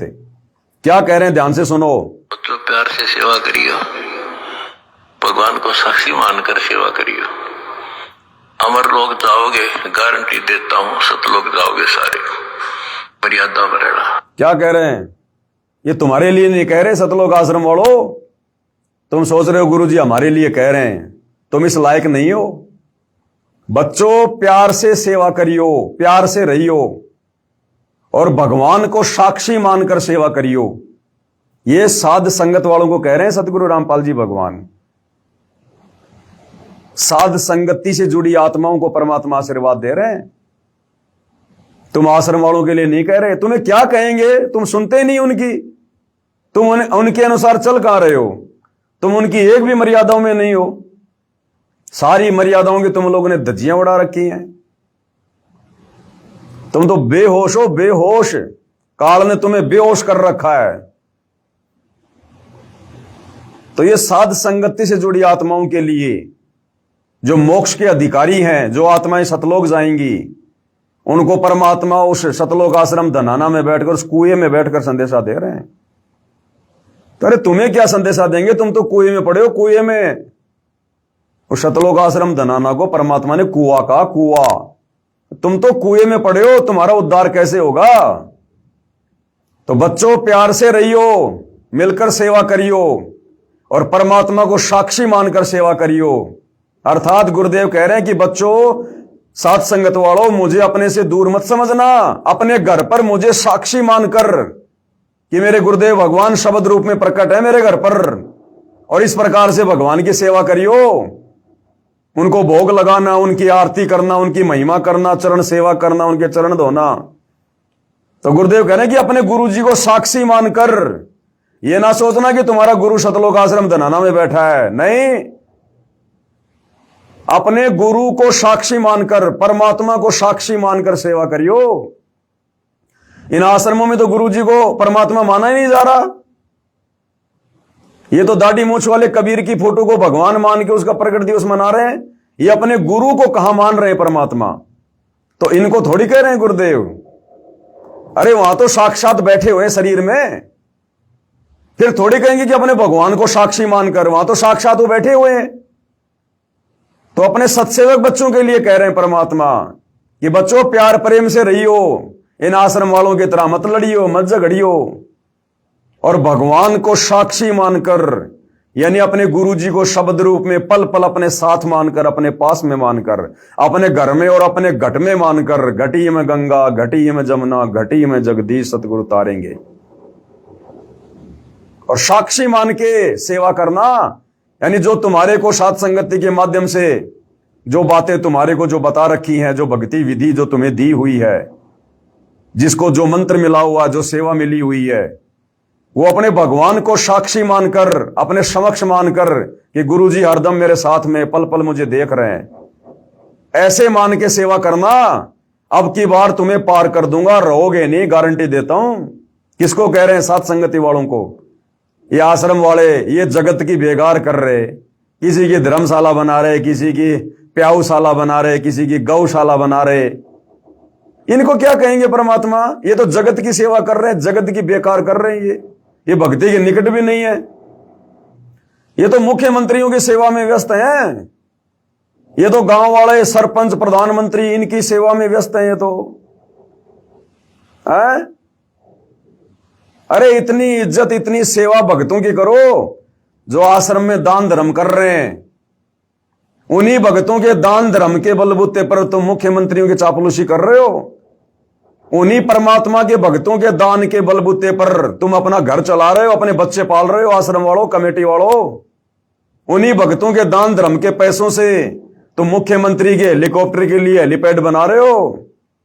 और उन भक्तों को तुमने भेड़ बकरियों की तरह ले रखा है। उनकी बेचारों की कोई इज्जत नहीं, उनकी कोई पूछ नहीं, उनकी बात बात पे डांट देते हो, धमका देते हो। और ये भक्तिहीन प्राणी, दो कोडी के जीव जो भक्ति के निकट नहीं, इनको तुम मेन गेट से अपने रिश्तेदारों की तरह इनको साजबाज के साथ में लेके आते हो। वो परमात्मा तुमसे प्रसन्न होगा। जो भक्ति धन का धनी भगत है उसकी तो कोई इज्जत नहीं, और जो खाली खोका है, चाहे वो मुख्यमंत्री हो चाहे प्रधानमंत्री हो, जो सतगुरु रामपाल जी का भगत नहीं, जो भक्ति नहीं कर रहा, वो खाली खोका, उस खाली खोके को तुम बैंड बाजे के साथ में सतगुरु रामपाल जी से मिलाने लेने जा रहे हो। तुम्हारी बुद्धि पे पत्थर पड़े। बिना दूध वाली गाय को चारा खिला रहे हो, बिना दूध वाली गाय को तुम काकड़े खल और बिनोले खिला रहे हो। तुम्हारी बुद्धि में नहीं आ रही सतगुरु रामपाल जी की बातें। 30 साल हो गई, तुम्हारी बुद्धि पे काल बैठा, काल। तो यहां सतगुरु रामपाल जी सतलोक आश्रम धनाना में बैठकर, उस कुएं में बैठकर, और अपनी विशेष प्यारी आत्मा सात संगत वालों को संदेशा दे रहे हैं, आशीर्वाद दे रहे हैं कि जिस प्रकार तुम मर्यादाओं में रहकर, विषय वासनाओं से दूर होकर, काल के षड्यंत्र से दूर होकर, और जो तुम अपने गुरु को परमेश्वर मानकर जो भक्ति कर रहे हो ना बच्चों, इसी प्रकार प्यार प्रेम से रहियो, और इसी प्रकार से परमात्मा को साक्षी मानकर, परमात्मा को साक्षी मानकर भक्ति करते रहियो। अब की बार पार हो जाओगे, गारंटी देता हूं। ये परमात्मा सब सेवकों को आशीर्वाद दे रहे हैं। बच्चों प्यार से सेवा करियो, भगवान को साक्षी मानकर सेवा करियो। अमर लोग जाओगे, गारंटी देता हूं, सतलोक जाओगे सारे। मर्यादा में रहना सत्साय। अब अमरवाणी का पाठ प्रारंभ हो रहा है। सत्साय। अब बताओ, आश्रम वाले तो मर्यादाओं के निकट भी नहीं है। अमरपुरी क्या खाक जाएंगे ये? अभी तो यहां इनको जन्मना है, मरना है, काल के लोक में गधा बनना है, कष्ट उठाने हैं। अभी तुम्हारा कहां समय है अमरापुरी का? तो कहने का मतलब भाई और बहनों, परम पूज्य परमेश्वर सतगुरु रामपाल जी के भक्ति मार्ग में, चाहे उनकी गैर हाजिरी का समय रहा हो, चाहे उनके सतलोक आश्रम धनाना में आने के बाद का समय हो, यदि उनके ज्ञान विरुद्ध कोई हरकत की जाएगी तो उन्हीं के आशीर्वाद से भैया ज्ञान आधार से भगत समाज को समझाने के लिए वीडियो भी बनाए जाएंगे, पोस्टर भी बनाए जाएंगे, और इसी प्रकार से वायरल भी किए जाएंगे। ये मुझ पवन दास के बस की बात नहीं है। मैंने तो गुरुदेव के जेल से बाहर आने के बाद में बोल दिया था कि भैया मैं तो आगे कुछ भी नहीं बोलूंगा।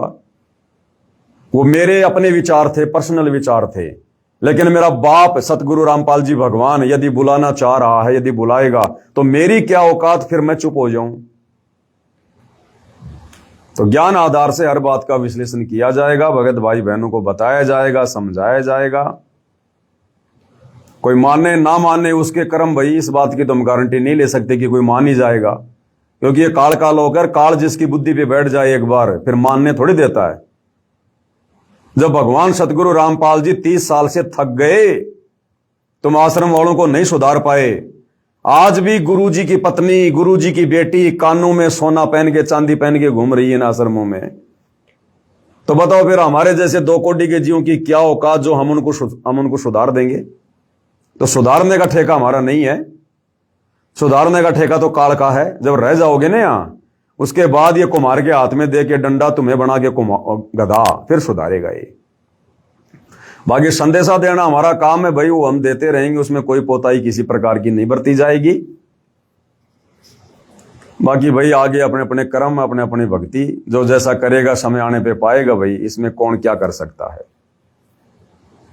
और कल दास एक वीडियो देख रहा था सतलोक आश्रम धनाना का सोशल मीडिया पर। मेन गेट पर भगत भाई बहनों की चेकिंग की जा रही है, माता बहनों की चेकिंग की जा रही है, मशीन लगा लगा के। एक मशीन सी है वो, काली काली क्या बोलते हैं उसको, मेंटल डिटेक्टर क्या बोलते हैं, उस मशीन से ऐसे आगे पीछे लगा लगा के भक्तों को चेक किया जा रहा है, कहीं कोई बम ना लिया हुआ है, कोई बंदूक ना लिया हुआ है।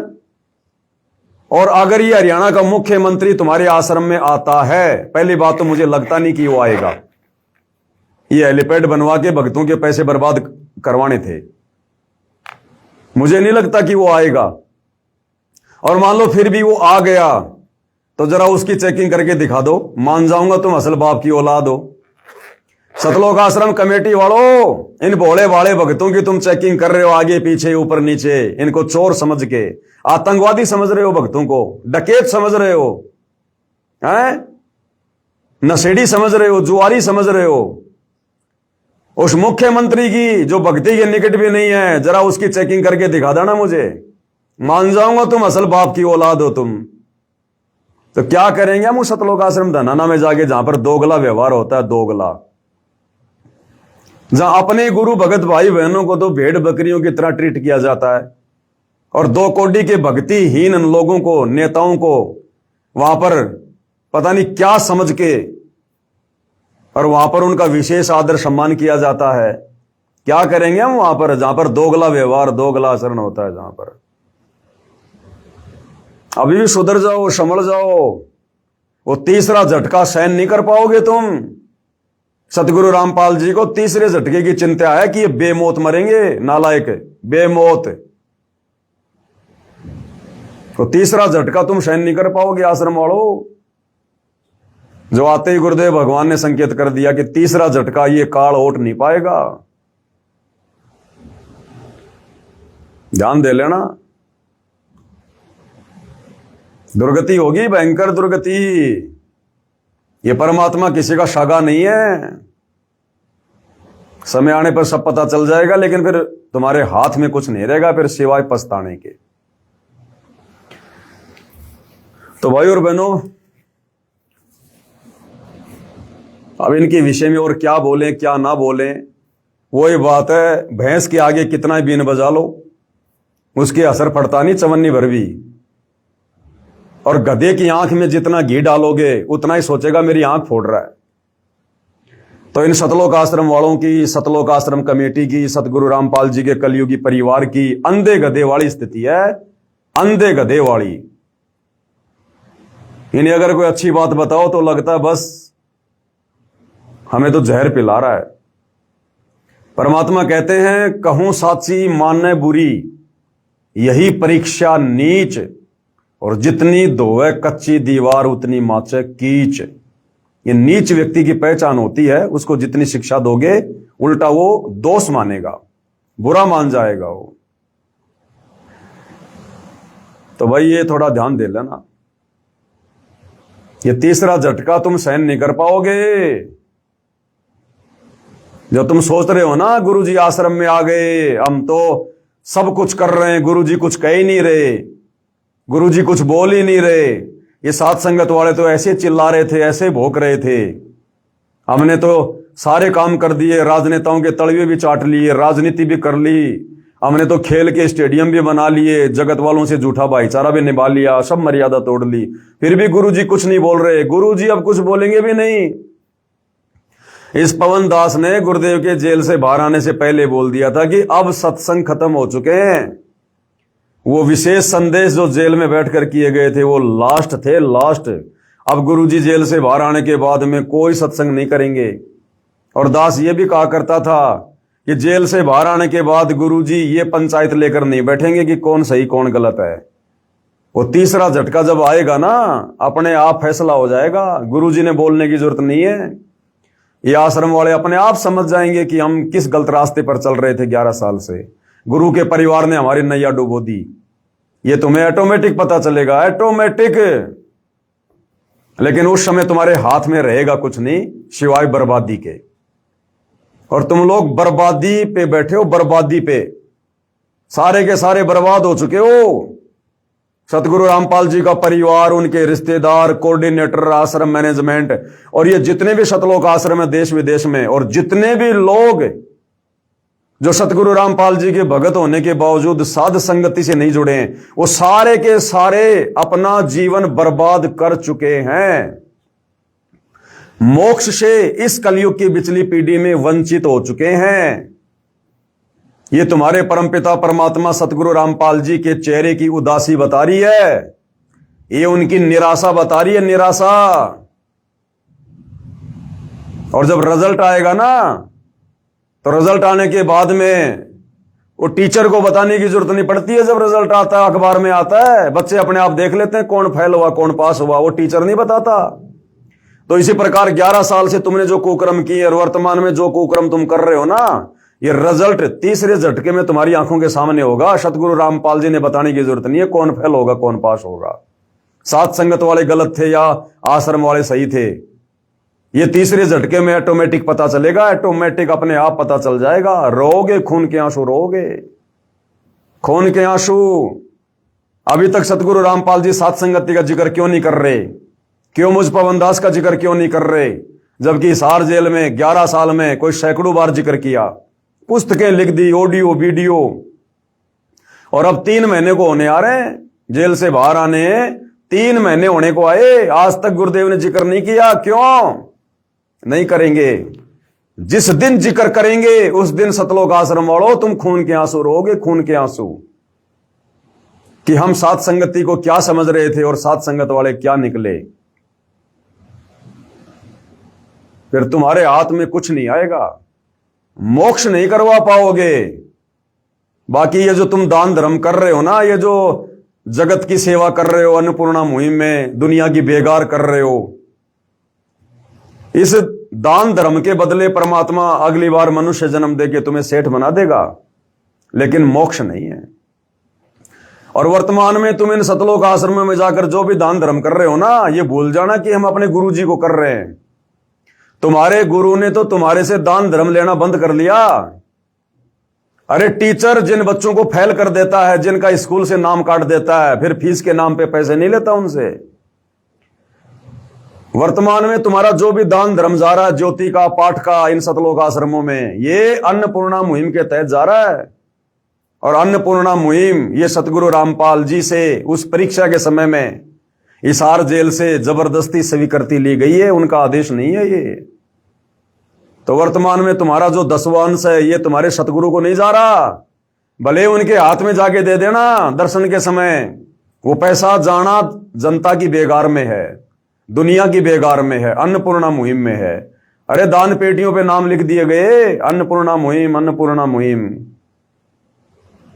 अब तुम्हारा दान धर्म भी व्यर्थ है इन आश्रमों में करना, व्यर्थ, कोई यूज नहीं उसका, मोक्ष में कोई लेखा जोखा नहीं उसका। अब जैसा तुम कर्म करोगे वैसा तुम्हें यही काल के लोक में परमात्मा देता रहेगा। 2, 4, 5 मनुष्य जन्म तुम्हें मिल जाएंगे, बढ़िया बढ़िया अपना जितना भी दान धर्म किया अपना खा लोगे, और फिर तुम्हारी दुर्गति का खेल शुरू होगा, तुम्हारी दुर्गति का। ये परमात्मा कोई बालक है क्या जो 11 साल से हिसार जेल में बैठ के आया है? किसी ने जबरदस्ती बैठाया था क्या? किसी के दबाव में बैठा था क्या? ये तुम्हें नींबू की तरह निचोड़ने के लिए कि जो ज्ञान मैंने 25 साल से दिया है, उस ज्ञान के ऊपर ये कितने खरे उतरते हैं। इस ज्ञान को इन्होंने कुछ आत्मसात किया है, या फिर इन कोऑर्डिनेटरों की, मेरे परिवार की देखा देखी भेड़ चाल में चलते रहेंगे। ये संगत को नींबू की तरह निचोड़ने के लिए परमात्मा जेल में बैठा था, निचोड़ के आ गया। अब तो परिणाम आना बाकी है, उस दिन का इंतजार करो, परिणाम आना बाकी है। तो भैया जिस दिन परमात्मा साथ संगति का जिक्र करेंगे, उस दिन सतलोक आश्रम कमेटी का, इनका तो नामो निशान मिट जाएगा, नामो निशान। ध्यान रख लेना, रोगे फिर तुम ऊपर हाथ खड़े करके, तुम्हारे हाथ में कुछ नहीं आएगा। तो भाई और बहनों, जो कुछ एक भगत भाई बहनों की शंका थी कि भाई अब तो गुरुजी आश्रम में बैठे हैं, अब आश्रम वाले चाहे हेलीपैड बनाओ चाहे जो मर्जी करो, हमें बोलने की क्या जरूरत है। अगर हम इस प्रकार से लिखेंगे कि भाई मेरा परिवार, आश्रम मैनेजमेंट मेरे काबू से बाहर है, तो गुरुजी की असमर्थता जाहिर होगी। तो भगत जियो, ऐसी कोई बात नहीं है, समर्थ तो समर्थ ही रहेगा। और इस काल के लोक में भैया, जब परमात्मा दूसरों को समर्थ बना के अपना काम करवाता है, ब्रह्मा विष्णु में जो असमर्थ हैं उनको परमात्मा ने समर्थ बना दिया, उनसे परमात्मा ने सारे काम करवा दिए। तो परमात्मा तो भैया बैकग्राउंड में रह के काम करता है। करे करावे साइया मन में लहर उठा, दादू सिर दर्दे जीव के, और आप बगल हो जा, आप साइड में हो जाता है। ये परमात्मा महिमा का भूखा नहीं है। ये समर्थ क्या समर्थता दिखाएगा? सारी सृष्टि का मालिक, उससे बड़ा कोई समर्थ नहीं। वो किसको दिखाएगा? कोई उसके बराबर वाला तो होना चाहिए। अरे चूहे के साथ में हाथी क्या लड़ेगा? चूहे के सामने हाथी क्या अपनी समर्थता दिखाएगा? दिखाएगा क्या? हाँ, बराबर में कोई हाथी हो जब तो अपनी समर्थता भी दिखाए। तो सारी सृष्टि में इस कबीर भगवान सदगुरु रामपाल जी के अलावा सारे चूहे हैं, सारे चूहे हैं, उसके बच्चे हैं, आत्मा है, वो हमारा बाप है, उसके बराबर कोई है नहीं। गुरु सेवय कोई चतुर सयाना, गुरु पटतर कोई और नाना, गुरु के समान कोई और है ही नहीं। वो किसको समर्थता दिखाएगा वो? तो ये समर्थता दिखाने का, ये झूठी महिमा की जो भूख है ना, ये सतलोक आश्रम कमेटी वालों को है।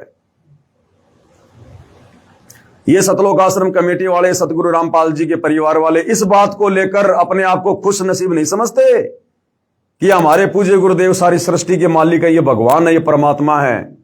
ये इस बात को लेकर ज्यादा खुश होते हैं कि कोई मंत्री आवे, कोई मुख्यमंत्री आवे, कोई सरपंच आवे, कोई प्रधान जी आवे, कोई चेयरमैन आवे, तो हमारे आश्रम का नाम हो जाए। क्या करोगे इस आश्रम का नाम करके जिसको मिट्टी में मिलना है? ये फूट जाएंगे तुम्हारे आश्रम फाश्रम सारे के सारे, तीसरे झटके में कुछ लेना देना नहीं है। ये परमात्मा नामो निशान मिटा देगा इन मिट्टी के ढेरों का। ये घर घर आश्रम बना के जाएगा परमात्मा, घर घर आश्रम बना के थोड़े चलेंगे इन आश्रमों पे। ये सब नष्ट करना परमात्मा ने। परमात्मा ने ढाने बड़े बड़ों के किले और तुम जबरदस्ती ये किले बना रहे हो। इस भक्ति मार्ग में परमात्मा पाखंड के लिए नामो निशान भी छोड़ के नहीं जाएगा। कहां तुम आश्रम पे आश्रम बढ़ा रहे हो, आश्रम पे आश्रम बढ़ा रहे हो। अरे बढ़ानी चाहिए थी भक्ति, बढ़ानी चाहिए थी भक्ति, तुमने बढ़ा दी आश्रम। क्या करेगा ये सारी सृष्टि का मालिक तुम्हारे आश्रम देख के प्रसन्न होगा क्या? और कई मूर्ख चिल्लाते रहते हैं सतगुरु रामपाल जी भगवान है। क्यों? क्योंकि उन्होंने 12 आश्रम बना दिए देश विदेश में। अरे मात्र 12 आश्रम बनाने से कोई भगवान सिद्ध हो जाएगा? वे तो भगवान थे, है और रहेंगे। लेकिन तुम्हारी बुद्धि का स्तर देखो, केवल इसी बात को लेकर चिल्ला रहे हो कि उन्होंने 12 आश्रम बना दिए, भगवान है। अरे चलो, सतगुरु रामपाल जी ने तो 12 आश्रम बनाए और तुमने भगवान बना दिया। अरे मूर्खो, अनिल अंबानी के पास में तो 5000 पेट्रोल पंप हैं।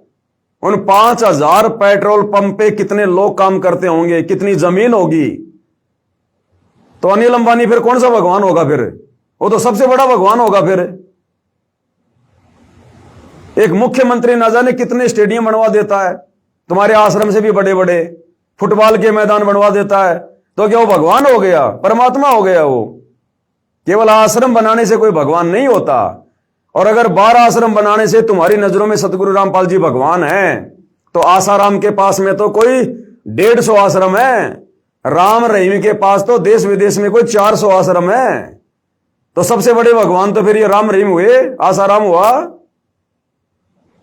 तो कहने का मतलब है साध संगति के अभाव में सतलोक आश्रम से जुड़े भक्तों का जो ज्ञान है ना, वो -0 है, -0। सारे के सारे भेड़ चाल में चल रहे हैं, भेड़ चाल में। चाहे कोई पढ़ा लिखा है, चाहे कोई अनपढ़ है, चाहे कोई नौकरी वाला है, चाहे कोई बेरोजगार है, सारे के सारे एक ही थाली के चट्टे बट्टे, सबको मोतियाबिंद हो रहा है। किसी की बुद्धि काल ऑन नहीं होने दे रहा। थोड़ा सा समय है, इस परमात्मा को पहचान लो। अगर पहचाना जा सके तो ये तुम्हारी अफलातूनी 2 मिनट में निकल जाएगी। ये गुब्बारे की तरह फुश हो जाओगे, फुश।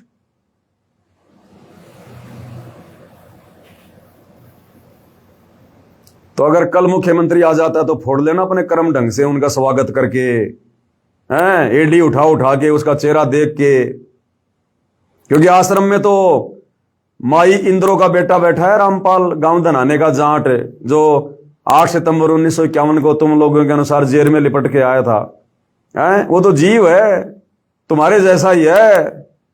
असली भगवान तो कल आएगा हेलीकॉप्टर में सतलोक आश्रम धनाना में। वो है तुम्हारा भगवान, जिसके लिए तुम इतने दिनों से बेगार कर रहे हो। अरे भेड़ चाल में चलने वालों, तुम्हें जैसा बता दिया जाता तुम वैसा ही करने लग जाते हो। जो आश्रम कमेटी ने कह दिया तुम वैसा ही करने लग जाते हो। अरे वाह रे वाह। इसलिए तो परमात्मा रोता इस काल के रोक में आके कि मैं रोवत हूं सृष्टि को, सृष्टि रोवे मोए, गरीब दास इस वियोग को समझ न सकता कोई। इतना समझाया गुरुदेव भगवान ने, हर प्रकार से प्रमाण दे दिए, अपनी समर्थता दिखा दी। और फिर भी ये आंखों के अंधे गधे साक्षात सारी सृष्टि के मालिक को नहीं पहचान पा रहे अपने गुरु के रूप में। और एक दाढ़ी मूछ वाली कबीर की नकली फोटो को, कागज के टुकड़े को, 10 पैसा जिसकी औकात नहीं, उसको परमात्मा मान के पूज रहे हो, उसका तुम प्रगट दिवस मना रहे हो। ए मूर्खो, इसलिए तुम्हारा बाप दुखी है आश्रम में बैठकर, मायूस है, निराश है कि कहां फंस गया निकम्मों के बीच में आके मैं। इतना ज्ञान 26 साल से अगर मैं किसी गधे को देता, वो भी सतलोक जाने के लिए तैयार हो जाता, और इन मूर्खों के कुछ भी पल्ले नहीं पड़ा। तो ये परमात्मा थोड़ा बहुत जो खुश है ना, ये अपने सत्सेवक बच्चों को देखकर है, उनके ज्ञान आधार को, उनके भक्ति भाव को देखकर है।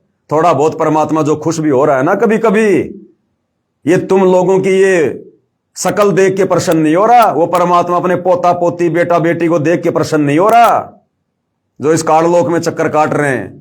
तुम आश्रम वाली संगत को देख के परमात्मा प्रसन्न नहीं हो रहा।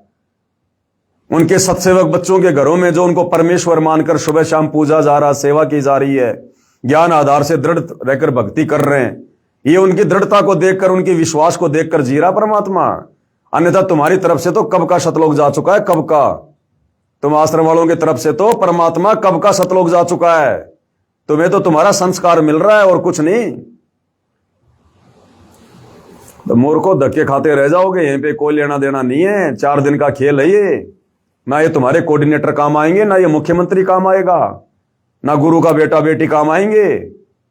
धक्के खाओगे या धक्के, गधे बन के कुमार मारेगा लठ। सच्ची बात कड़वी होती है, और भैया कड़वी बात कहनी पड़ेगी जब तक गुरु जी का आशीर्वाद है। बाकी तुम्हारी मौज, तुम्हारी मर्जी भाई, करते रहो जो मर्जी। और देखो, इस पवन दास के लिए कह रहे हो, पवन दास की दुकान फेल हो जाएगी, ये हो जाएगा, कल को गुरुजी आ जाएंगे। आ गए गुरुजी, 3 महीने हो गए, पवन दास की दुकान तो ऐसे चल रही है। पवन दास की सेहत पे तो कोई फर्क नहीं पड़ रहा, किसी भी प्रकार का कोई फर्क नहीं पड़ रहा। बढ़िया दुकान चल रही है, बढ़िया जी रहे हैं, बढ़िया भक्ति कर रहे हैं, पहले से कहीं ज्यादा भाई बहन साथ संगति से जुड़ रहे हैं, और किसी के ऊपर कोई फर्क नहीं पड़ रहा। ना साथ संगति से जुड़ा कोई भगत भाई आश्रम में जा रहा है, कोई दिक्कत नहीं है। सबको अपने गुरुदेव भगवान पर विश्वास है। समय आने पर परमात्मा जी के दर्शन भी करेंगे, साक्षात परमात्मा जी से उपदेश भी लेंगे, आगे के मंत्र भी लेंगे। समय आने पे सारे काम होंगे। तो भैया यहां तो किसी का कुछ नहीं बिगड़ा, साथ संगत वालों का। और जब तक गुरु को परमात्मा मानकर भक्ति कर रहे हैं, कुछ बिगड़ेगा भी नहीं। ये भी तुम नोट कर लो। तुम लोग ही भोग भोग के रह जाओगे।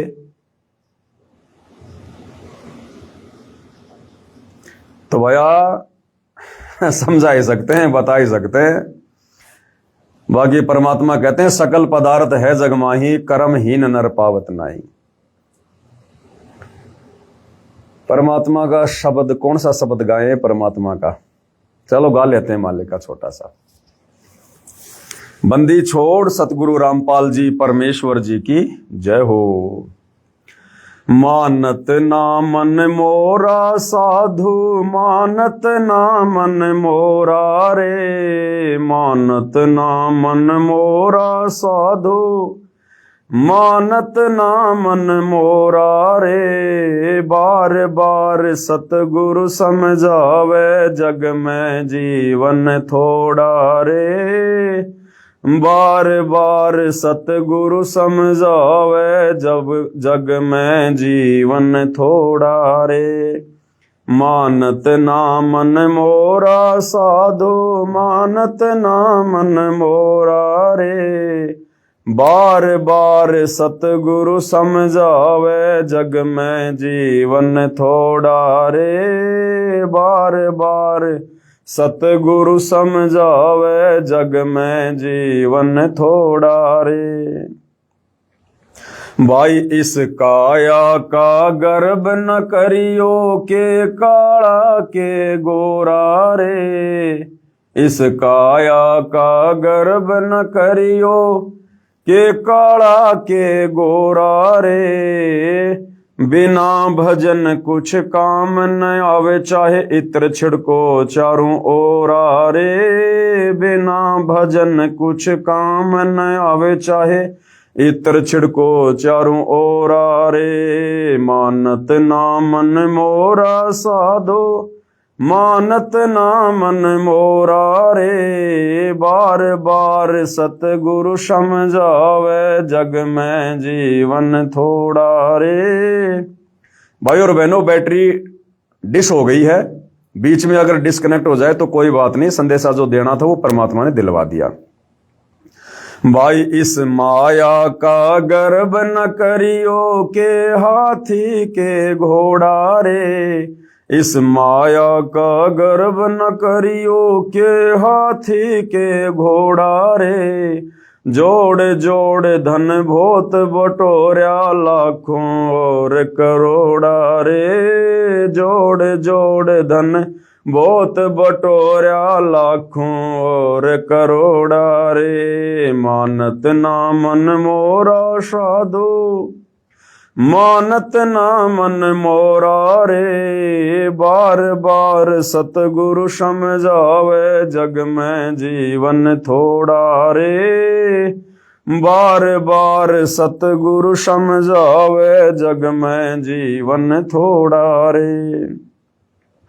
भाई दुविधा दुर्मति चतुराई में, जन्म गया नर तोरा रे। जैसे तुम आश्रम वालों का आए दिन दुविधा दुर्मति और चतुराई में मनुष्य जन्म बर्बाद हो रहा है। भाई दुविधा दुर्मति चतुराई में, जन्म गया नर तोरा रे।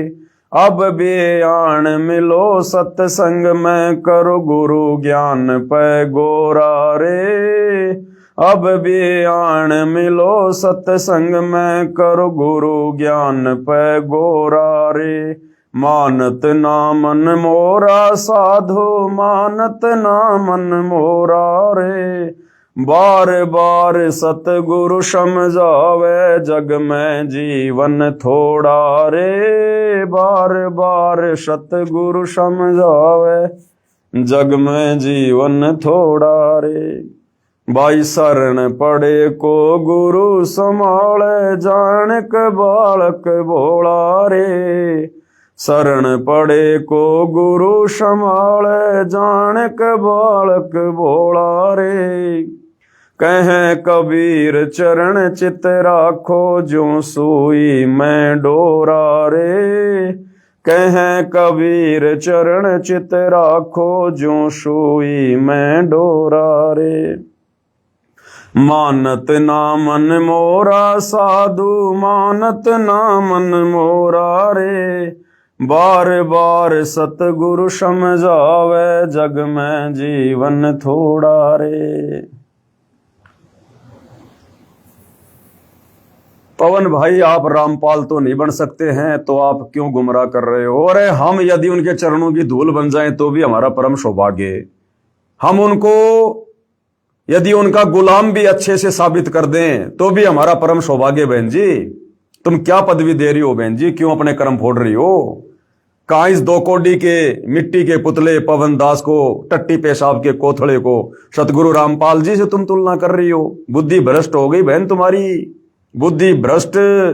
सतलोक आश्रम के लड्डू जलेबी खाके, मलिन अन्न खाके, गुरु को मानुष मान के तुम्हारी बुद्धि भ्रष्ट हो गई।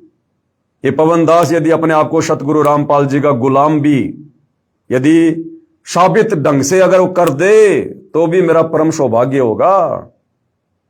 माफी मांगो बहन जी परमात्मा से, एक 2 कौड़ी के जीव को उनकी बराबरी पे लाके।